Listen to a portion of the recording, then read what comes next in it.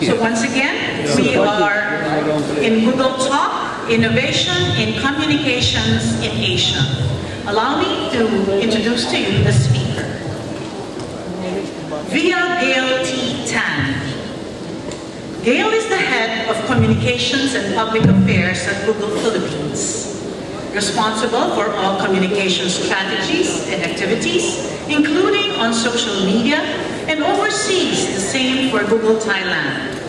She has over 18 years of experience in public relations and marketing communications. Before taking on her current role as Google,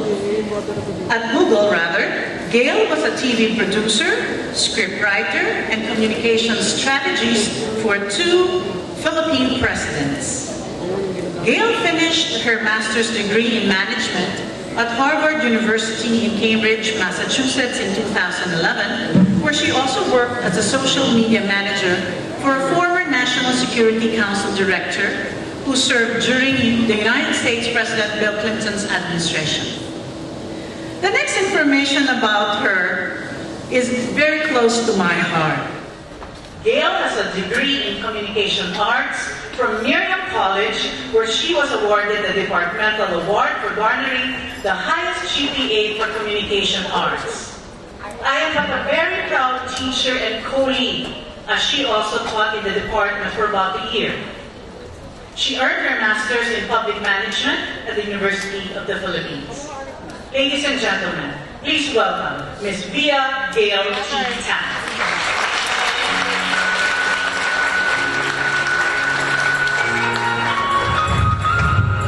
Hi, good morning. As you might have heard, I am from Google. So I'm here to disrupt your life even further. As I've heard the name Google mentioned several times earlier in the context of disruption. So for this morning, you will be disrupted. And if that's your thing, you're in good hands. If it's not, then you'll be a little bit uncomfortable. So I apologize for that. Let me begin by giving you a heads up. At Google, we value data a lot. We don't bring out anything without doing research behind it. So you'll be seeing a lot of the boring numbers and graphs that I have for you. The other thing is that I will need audience participation. So in the meantime, could you please look under your seat if there's anything there. I suppose you have to stand because it has to flip. There's nothing? I'm pretty sure there's nothing. I just wanted blood to flow to your feet once again and then up to your head. But I do have 4 Google phones with me, so I need 4 volunteers. I have with me Pia and Kizzy, who will be selecting these 4. Please raise your hand if you want to volunteer. I have 4 phones. Pia, Kizzy, please look at where they are. Hold on to those phones. I would just like to clarify, now that you have raised your hands and you've been selected, you're not going to keep them, but I do have something else to give you instead. And you will be participants of our presentation today, which will come a little bit later. Now,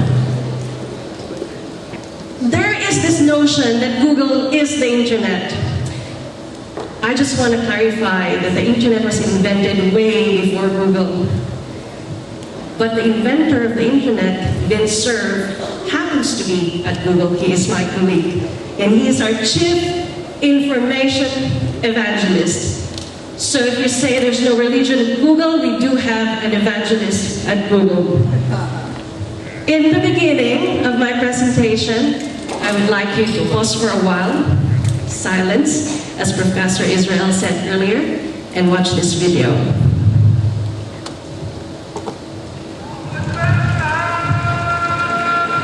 ये मैं, ये यूसुफ लौड़े यासी मेरा लाहौर में हमारे घर के सामने एक बड़ा बाग था। उस बाग का गेट बाबा आदमी के जमाने। रोज शाम को हमने वहाँ पतंगे उड़ानी और उसके बाद जाके यूसुफ की दुकान से झजरिया चुरा के खानी। झजरिया? मेरा साहब नमस्ते। नमस्ते, मेरी पोती मुंबई वाली।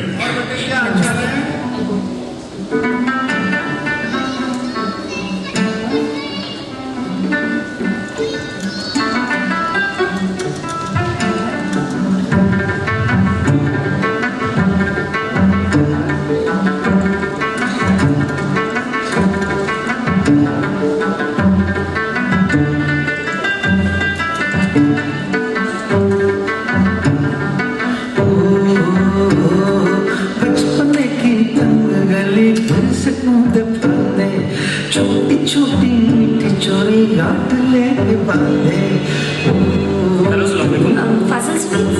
हाँ जी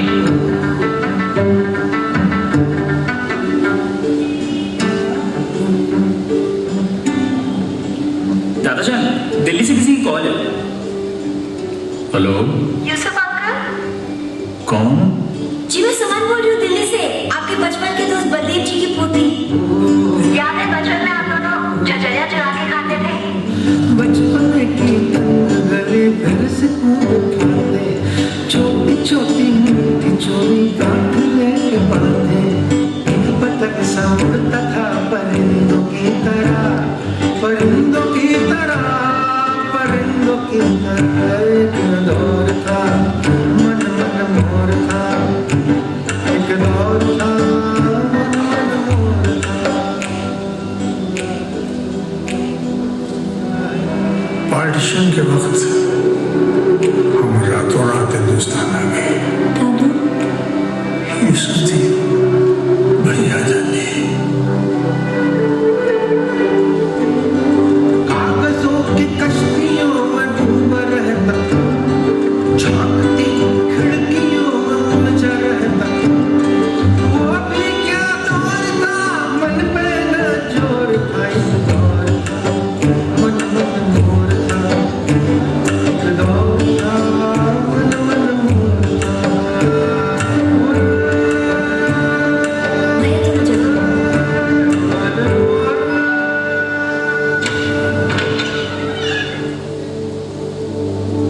हाँ जी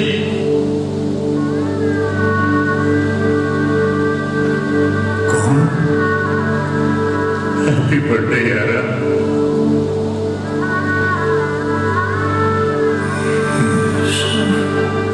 Yusuf wait. Oh, Yusuf.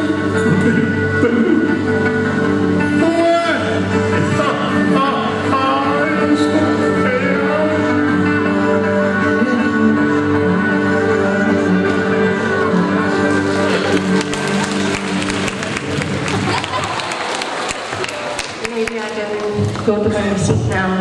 But that is exactly what Google is about. We care about our users, we care about everybody. The information we give people and the communication that forms and the relationship in there is all because we value life and the moments that we live in it. Good morning, everyone. The internet, as I said earlier, was created before Google. Can we put my slides back? In 2000, 3 or 4 internet users belonged in rich countries. In 2015, 2 of 3 users lived in developing countries. Now, why am I presenting this to you? The state of the internet shows so much the state of the world right now. And as I said earlier, we did not invent it, but we were able to identify a key thing in a moment that we can use to be able to help people get through their lives quicker, simpler, and maybe make it more meaningful. I was reading the program days ago, and I saw the messages about trying to go back to our roots and making sure that as we move forward, that we take our culture and make sure that it is represented one way or another, and that it is not diluted by the Western world. And as an Asian, I love that. Because you know what? At Google, we recognize that the growth of the internet population is extremely quick. This data was taken in March 2017, and it says that in the last 5 years, which means March 2012, our internet population grew by 1.7 billion people. On the right, on my right, your left, you'll see the state of the internet right now in terms of population. Globally, we are 7.6 billion people. On the internet, there are, I'm sorry, I keep on looking back, there are 3.8 billion people. On the other side is our aspiration, that in 3 years' time, when we reach 8 billion people, then there will be 8 billion people in the internet. Now, why are we so adamant about this? It's because we know that right now, you can no longer look back and say, I wish there was no internet. It's there. It's like when we had our electricity. There's no way you can turn off the light and say, I don't want electricity. The way we live our life is influenced by the amount of light we have in our homes, the electricity that powers everything right now that is electric in here, and it's the same with the internet. The kind of exchange of messages, information, and culture is heavily reliant on the internet. It's democratizing. It's a level field for everyone. And if there are those who are not online, then that means those people are missing out on opportunities that they can have if they are online. The technology advancement is quite surprising. In this photo, you'll see two events.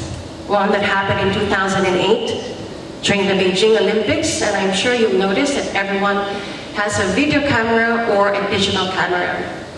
In just 4 years, during the London Olympics, everybody was holding what?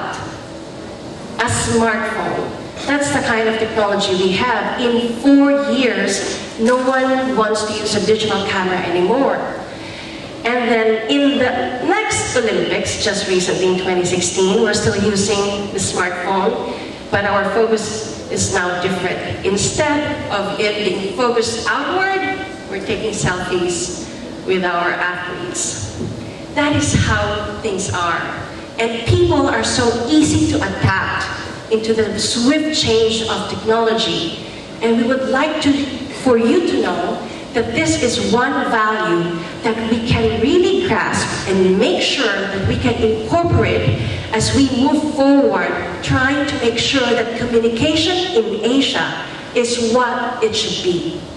Here are some data. People right now are mostly on mobile. We say mobile first, which means that when they get into the internet, the first thing that they use to get to the internet is now a smartphone. And you know why? Because it's cheaper than a desktop. It's pretty much mobile. You can bring it anywhere, and it gives you information anywhere you are, and it gives you also the chance to communicate and exchange relationship regardless of how you feel about it being online. But you bring it everywhere. Now, we also say that we are going towards a mobile only, not just mobile first, but mobile only, wherein people will finally feel there is no need for anything else but their smartphones. And guess what? The next billion people who will be going online are actually coming from Asia. Now, this is what I was telling you about. We don't do things at Google simply because we want to. There are research, there are data that we use to make sure that once we do a product or offer our services, which mostly are free anyway, we make sure that it's being brought to the people who will use it. And we have seen, and I will show you a lot of data later on, that the next bunch of people, the next billion, is definitely coming from this region. So what am I saying? Our ecosystem right now is digital. It has long been digital since the internet was created, but it is only now that we're feeling the disruption. That's how long it took. But in the next couple of years, 5 years maybe, it's going to go even faster, which is why we're even thinking that it may be possible that the 8 billion population we have in 2020 will all be online, hopefully. The approach that you use in communication will have to embrace the whole notion that you're working in a digital ecosystem, because otherwise the messages that you do will fall flat. Consider everything that you heard earlier, the value of culture, the value of religion, the value of language, but do consider as well that you're already moving in a digital ecosystem. What are people doing online? I'm sure, as most of you have mentioned earlier, we're all on social. This is the statistics that we are social sent out. But more than social media, of course we did our own research, they're also doing a lot of searching on their mobile phones. Now if you look at the data that we have, the people who spend most time searching on their mobile phones for information, mind you, I didn't say knowledge, information, because knowledge is up to the person and how you use the information. Critical thinking, analysis, dilution of the noise, all of that is relying on the person. But the medium that we're using, which is all very basic in communication, the internet, people are using it to search for the things that matters to them. Let's take a look at this graph. South Korea, China, Singapore, Taiwan, top 4 are all in Asia. They're all on their mobile phones searching. And just to be very precise about this, the research that we did, the one at least that I'm presenting to you is on the mobile phone, because of the idea that the majority of people are now doing their internet, online activities on their mobile phones and not anymore on desktop. So, next thing that they do online is they also use maps to find direction. They want to get to somewhere, and it's so convenient to just bring out their phone and look, and guess what? Again, South Korea, Singapore, Australia, if you consider Asia Pacific, Hong Kong, before the US. These are all data, it's research. It's not we didn't make it up from thin air. Next, they watch video on mobile. Now, why is video important? I'll tell you later, but mostly it has something to do with culture. But if you see, Thailand loves watching videos on mobile. China loves watching video on mobile. Is Dr. Isap here? We can talk later about why we're not in China. Their real reason. And then we have Malaysia, Singapore, Vietnam, Hong Kong, Taiwan, you can go on. We love watching videos more than our American and European brothers. And when we watch videos, whether it is less than 5 minutes or more than 10 minutes, look at that. Philippines is actually number 2. We do love our videos, don't we? And what else do we do online? This may come as a surprise to you, but we also shop online. So things are changing. It is a digital ecosystem that we are in. And if you are going to prepare your communication for the world, and especially for Asia, you have to consider that there is a digital sphere that you're moving in. You cannot deny it anymore. At Google, there are 4 things that we think when you put together is essential to reaching out to our next billion users. I'll take care of the first one. I'll discuss channels, which is the technology, and I challenge the others to consider the rest of those on this screen when you think of communication in the future for Asia. Let's first discuss channel or technology and what Google is doing for the next billion users. We build for the billion. We have a team called Next Billion Users. All they do is travel around the world. Woo! That may sound really great, right?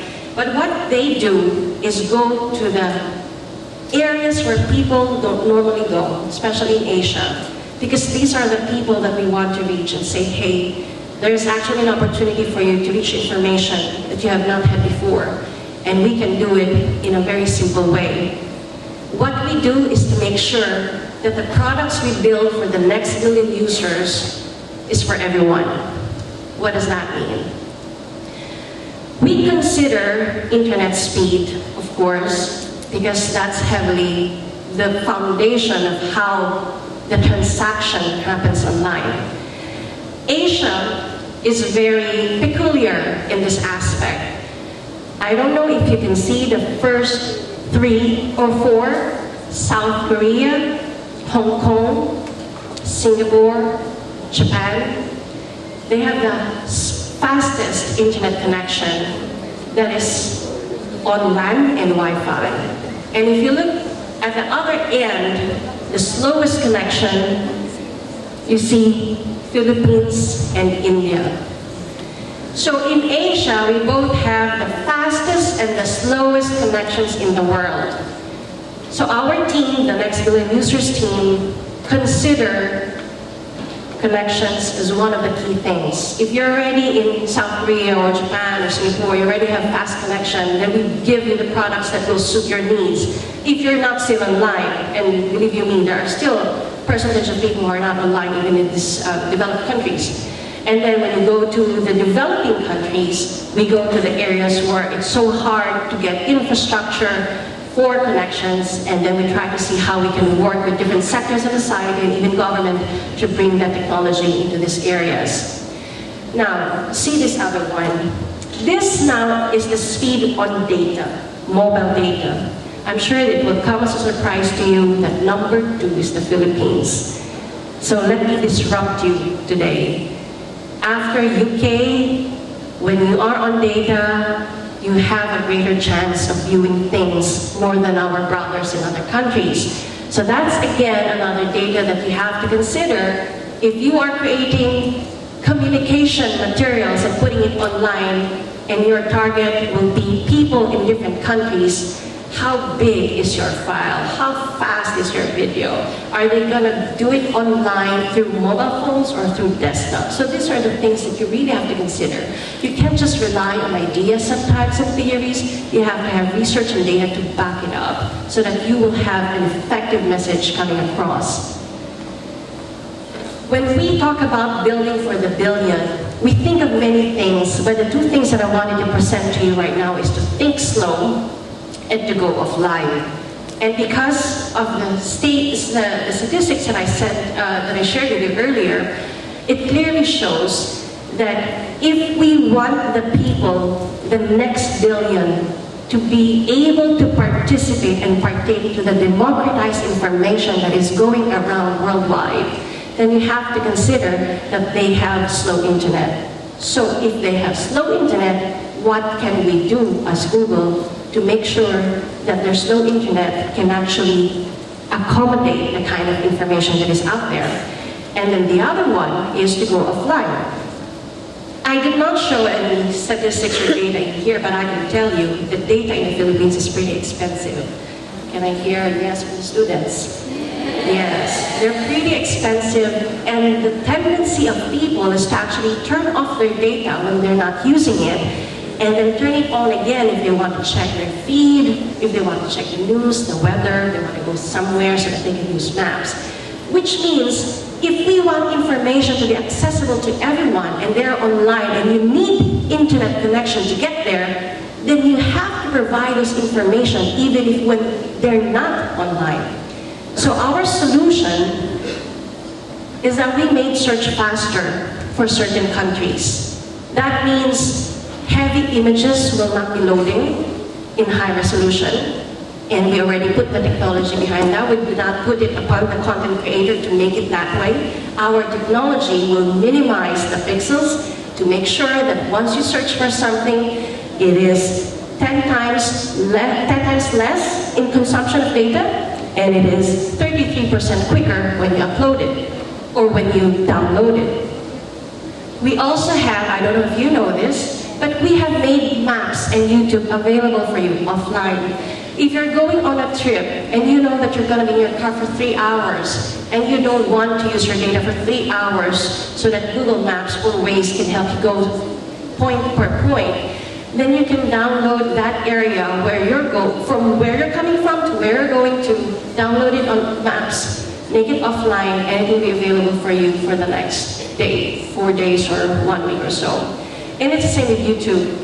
If, for example, whether it is for entertainment or education, if you find a video that you like and you need to watch it later, or you want to watch it later, you can click on a button and then make it available for you when you are ready to watch it, even if you're not connected. Why did we do this? Again, because we know that the next billion users will be coming from developing countries. We've identified them, and most of them are coming from Asia. Now, content. We make sure that content is local and relevant. There is really no more excuse to say that the Western people have invaded our internet in our country. because there's so many platforms that is available for everyone to make sure that content is local and relevant. Content is king. I always say at YouTube, what you put in there is what you want to say. And if what you put in there is who you are as Asian people, then what people are watching and picking up is content from Asian people. Your language, your culture, your norms, your desires, your aspirations, your song, your entertainment, everything is going to be about you. We have a site called Google Cultural Institute. We partner with institutions across the world, and I'm proud to say that we work with a lot of them in Asia. In fact, we have placed a lot of Indonesian culture in there, so that people who are not from Asia can appreciate what we are made of as Asian people. We also have even those things that you will not find in museums, like street art in the Philippines.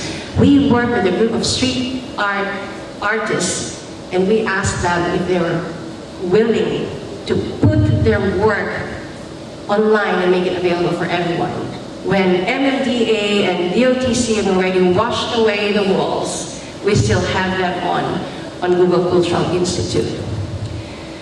And then, on maps, we use Street View to put things that are very local. Let's take, for example, Sakura in Japan. Even if you're not in Japan, you will be able to see what's actually going on when there is Sakura in Japan, when it's the season for the cherry blossoms. You can take a tour, and then on YouTube, this is what I was telling you, Thailand being the #1 people on this planet who actually love to watch a lot of YouTube, they have millions of viewers of their content online, and mind you, not one of them is in English. They're all in Thai. And not one of them is about Western culture. They're all about Thai culture. That's what I was saying. The culture we have on the internet as Asian people relies on us. So when you make your plans and your vision, and when you build your vision for the future to make things work for the Asian people, please consider, you can use the internet to put relevant content, relatable content, and we have the platforms there for you to use. Now, language. If someone can tell me, I have something to give away, if someone can tell me, ballpark figure, round number, how many languages, Asian languages we have that are living, spoken, and used, I will have something for you. Can I see a show of hands? Pia or Kisi will come to you and ask for that number. How many Asian languages do we have that are spoken, that are used, that are read, published? You see a guess? Come on, take a guess. You can Google it if you want. If you have the connection, because data is expensive, I know. 1,000 here. 2,000 there. 10,000. Anyone else? 3,000. We'll give that prize to 2,000. There are 2,197 languages in Asia that are spoken, that are used, maybe not as popularly as others, but imagine, there are so much communication going on that's very specific to us. But then, when you use communication, you have to always think that language is what sets you apart. It's what makes your communication or your message matter and meaningful. It's the language that you use. It has to be understood, and it has to have an identity that someone can relate to. Unfortunately, okay, first let me give you the statistics. The breakdown of the internet right now, the population, almost half of the population of the world online is from Asia. And as I told you, another billion is going to go online, and they're also mostly coming from Asia. 49.7% according to this research that was done on June 2017. North America has 8.2%. Europe has 17%. Latin America 10%, and then the rest of the world. Not that I want to just like clump them all together, but space-wise and aesthetic-wise it didn't fit. So the rest of the world is 14%. 49.7% is coming from Asia. Now, look at this. More than half of the content of the world online is in English. What are we doing about it? You can't just point fingers and blame people. They're putting too much English content online. There may be many reasons behind that, but then again, the challenge is on us. We have more than 2,000 languages. Why aren't they online? Now, half of the content is English, and if you recall the map earlier, German is represented here at 6.4, Russian is represented at 5, Spanish at 4.7, French at 4.2, Portuguese, Italian. That means clubbed all together, it's more than half of the percentage of languages online, not Asian, it's not Asian. So the challenge is now on us. At Google, our platforms were made sure to work in different languages. And we work with content creators to make sure that their languages are there. And we work with our engineers to make sure that when they do search in Hindi or in Kapampangan, that something will come out one way or another. Now the problem is Google is not content creators. We do not create content. We are all platform. So sometimes when people ask us, why is it that when we search we can find this? Well, we only give you what's there. If it's not there, we can give it to you. So if you want, for example, some people would come to me, we have to have Ilocano online, you have to create the content in order for Google to search it and then give it to someone who's looking for Ilocano content. So the challenge is there now, you have to create content. The next thing, I want to show you this video again. And then I'll tell you about one of those things that we're very controversial about.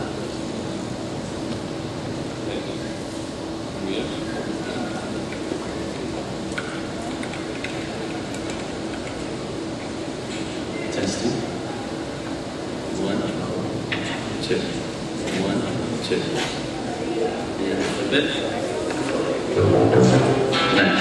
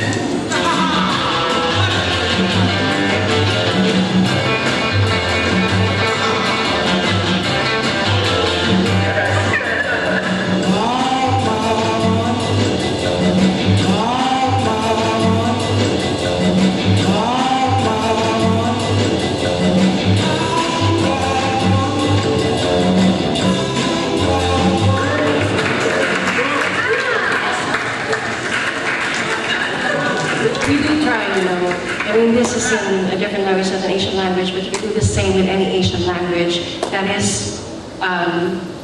are major, that is found online.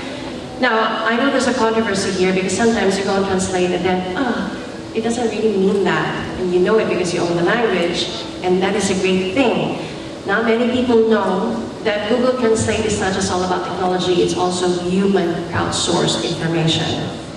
What we have is an app that has over 500 million users with 1 billion translations daily. We have 90 different languages and 300 million app downloads as of maybe like 2 or 3 years ago. So this stat is not updated, but it gives you an idea. But then again, like I said, it's an app, it's crowdsourced, So I dare you once again, we have a Translate community. You can go to google.com.ph and then /translate or translate@google.com.ph, or if you're from another country, you can just change that to whatever URL you're using for Google and then put translate at the end or in front. And then, please, if you value the language and you want it to be represented, then put it online. Put the right combinations in there for English translated to your language or your language translated to English. We did this, once again, because we know the value of being local and being culturally sensitive. There are nuances and thoughts behind words that sometimes computer cannot understand. So don't blame the computer, because there is actually a way that you can change this. You just go online and make sure that the translations are correct. And then, as most crowdsourced technology goes, there will be moderators and they'll make sure that the translation is actually accurate. You can do your thing, you can do your contribution to make sure that your language is represented online by doing this. Now, experience and moments. I don't know exactly who said earlier, but it's something to do with like the swiftness of things and all that, like everything's in, Professor Israel was talking about how everything's like breaking news and then you have to apologize if it's late or what. And I do agree. Sometimes, you know, if it's late, it's late. But there is also something about the human component of treasuring moments as they come. And sometimes, I mean, don't you remember before when we used to have snail mail? Somebody has a great news, they write it, and then they send it. Especially in the Philippines, it takes about a month, or maybe you never even receive that letter. In other countries that are more efficient, it takes about a day or two. But with the use of mobile internet right now, you can tell everybody that you had a baby. You can tell everybody you got engaged, or that you graduated. So moments and experiences are very critical and very important to our culture as Asian people, because we are so community founded and we value family so much. So if something happens to our brothers, to our sisters, our aunt, our grandpa, we want to be able to get it like it's breaking news for us. And I don't think there's anything wrong with that in that context. As the video that I showed earlier, we as Asians, like, we will do anything that we can to make sure that our loved ones feel loved or are in the moment. It's like having a good moment because of the things that we value. So, like for example, spending time with family. So experience and moments should not be disregarded when you create communication and if you think of messages to give. It's just us as Asian people to be very conscious of how other people feel or think in the moment. And I'll show you another video. This is not Asian, no, but I mean, it's almost Christmas. You know, when we reach Burr, it's almost Christmas in the Philippines. So let's watch this video and let me walk you through something after that.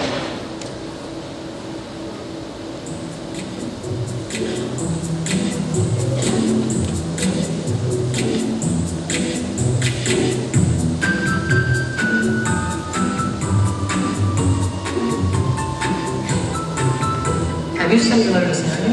No. Did you make your list for Santa? Who's there? Is that? That's Santa. But, Dad.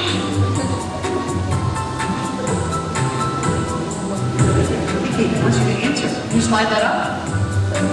Hello, Santiago and Isa. Is that Justin? That's Sophia? Are you in New York? Should I drop that off for you in Brooklyn? Will you be giving your dog Candy a sweater? Is that the plan? And no. Isa, can you put your hands over your ears, please? Has she been good this year? The only thing is that she bites me in the house. Have you two been brushing your teeth? Go on. Yeah, okay. Looks good. Merry Christmas, Santa. Feliz Navidad. Merry Christmas. Happy Christmas, Santa. Merry Christmas. Bye-bye. That was so cool. That was awesome.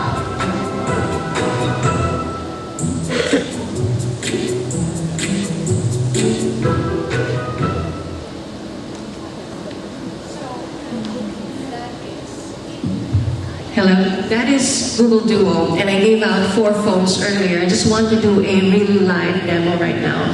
What it makes is that it gives you a moment that even before you answer the call, you already know what's happening. And that is very important when, for example, you have a breaking news. Like something's on fire, your editor, if you're a journalist, is not picking up the phone, he doesn't know what's happening, not reading your text, but if he sees you while the phone is ringing and there's a fire at your back, and you can actually show it. Where are the 4, I can't see much from where I am, but where are the 4 volunteers? Okay, so let's just do a really quick call because the next session is about to start. So someone is going to call someone else, and then you have to you have to tell us what you're seeing. Where are you calling? Who's calling who? So, okay, so now you're calling each other. You can actually see, can you tell us, can you come up here and tell us what you're seeing?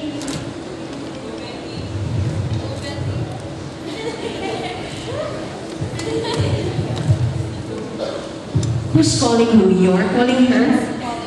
So you're calling her and you haven't picked up. Oh, you have now. Can you call her again?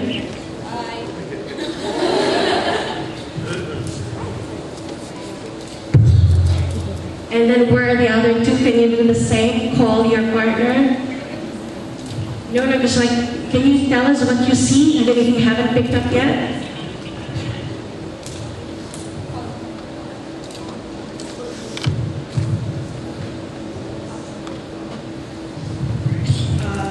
See the home screen.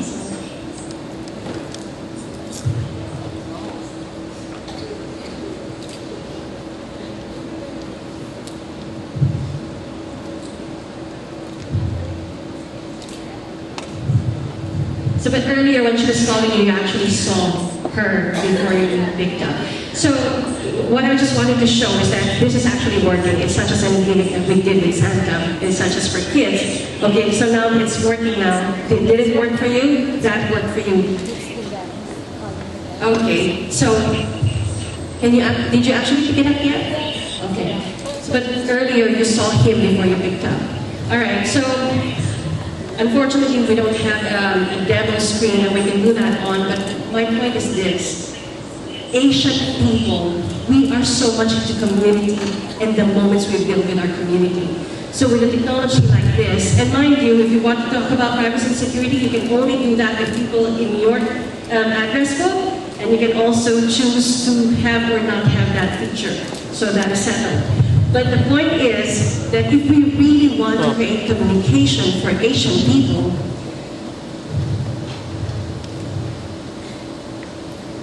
we have to consider that we no longer go online. We actually live online. So in order for you to be effective in your communication and your messages, you have to consider the fact that we're always online and we are always on the go in the moment. Even if you're in silence, moments matter to you. Your culture, your language, your religion, everything that makes up who you are is actually in your hands to put online. So once again, I'll take care of the adaptable technology channel, because that's our business. But for the rest, content, language, and experience, we need your help to make it work for us so that we can be the research of Asia. Thank you.